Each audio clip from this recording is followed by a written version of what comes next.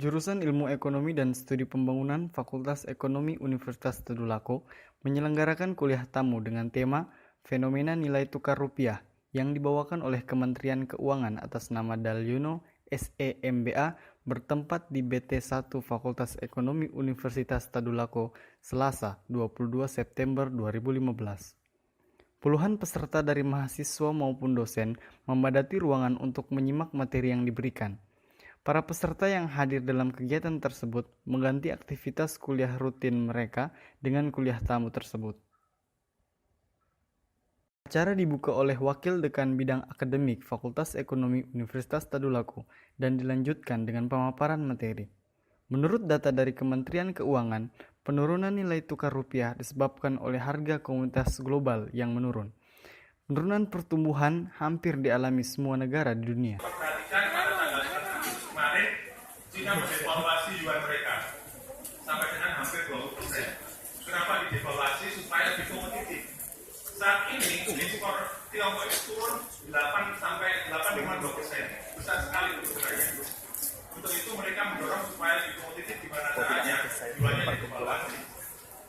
Sebenarnya di kita yang sekarang sedang mengalami depresiasi rupiah juga memulai keuntungan dari depresiasi tersebut, tetapi pada saat yang bersamaan itu langsung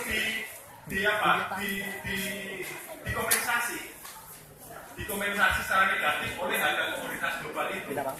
Jadi meskipun kita kompetitif, tapi komoditas globalnya turun, akhirnya tidak ada keuntungan secara signifikan yang kita peroleh. Nah, permintaannya turun, perdagangan komoditas kita juga rendah. Jadi inilah tantangan yang dihadapi oleh negara-negara dunia. Dalyono menambahkan penjelasan bahwa kondisi perekonomian Indonesia dibandingkan dengan krisis pada tahun 1998 masih jauh lebih baik. Meskipun dari segi nilai tukar masih kalah dibandingkan dengan tahun 1998, namun depresiasi pada tahun 1998 mencapai angka 34%, sedangkan saat ini depresiasinya hanya sekitar 12%.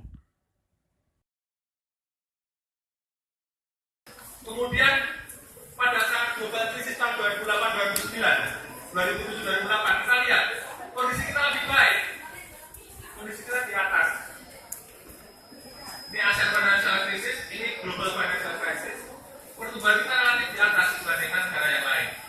Dan sangat jauh dibandingkan pada kondisi 1998. Kalau saat ini gimana? Kita lihat perbandingannya. Mungkin terlalu kecil ya. Kita lihat di sini indikator-indikatornya semua lebih baik. Semua lebih baik. Meskipun kalau dari nilai tukar kita masih kalah dibandingkan tahun 2008-2009, tetapi secara tingkat penurunannya mereka pada tahun ini lebih besar. Depresiasinya sampai dengan 34%. Sementara sekarang 12%. Kemudian menurutnya ada dua cara untuk mengatasi masalah ini, yaitu melalui kebijakan jangka panjang dan jangka pendek. Jangka panjang yaitu melalui reformasi anggaran, dan jangka pendeknya melalui stimulus fiskal. Masalah utama dalam reformasi anggaran yaitu masalah perpajakan. Masalah kondisi global. Bagaimana cara menghadapi dua tantangan besar ini? Ada dua cara, jangka panjang dan jangka pendek. Jangka panjangnya melalui reformasi anggaran. Jangka pendeknya melalui stimulus fiskal. Reformasi anggaran kita lakukan melalui tiga cara. Yang pertama, optimalisasi pendapatan negara. Sejak pemerintah Presiden Jokowi, pemerintah berupaya men-shift itu mengalihkan sumber pendapatan negara dari komoditas sumber daya alam kepada sumber daya perpajakan. Ada beberapa alasan di sini. Yang pertama, kalau kita bergantung komoditas kita relatif volatile dan cenderung menurun, sehingga pendapatan dari itu relatif akan rendah. Dari sisi perpajakan, banyak potensi pajak kita yang belum terungkap, belum terserap. Tax compliance kita masih rendah. Kalau saya sampaikan teman-teman agak kaget. Dari 250 juta penduduk, hanya sekitar 38 juta yang punya 28 juta yang punya NPWP. 10 juta diantaranya itu mengembalikan SPT, artinya melaporkan pajaknya 10 juta. Dari 10 juta itu hanya